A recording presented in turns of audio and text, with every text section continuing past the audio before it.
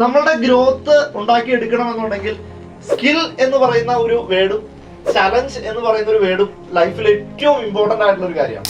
നമ്മളുടെ ലൈഫിൽ, നമ്മളുടെ കരിയറിൽ തീർച്ചയായിട്ടും ഗ്രോത്ത് നമ്മൾ ഉദ്ദേശിക്കുന്ന ലെവലിലേക്ക് വരുന്നില്ല എന്നുണ്ടെങ്കിൽ അതിന്റെ ഒരു ഒറ്റ ആൻസർ എന്ന് പറഞ്ഞാൽ നമ്മൾ ആവശ്യത്തിനുള്ള ചലഞ്ച് ഏറ്റെടുക്കുന്നില്ല എന്നുള്ളതാണ്.